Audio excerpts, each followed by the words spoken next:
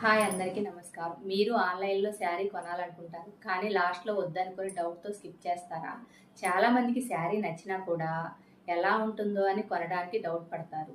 ఎందుకంటే ఆన్‌లైన్‌లో శారీ క్వాలిటీ ఎలా ఉంటుందో, ప్రైస్ ఎక్కువ, నాకు సూట్ అవుతుందా లేదా అని డౌట్‌తో ఉంటారు.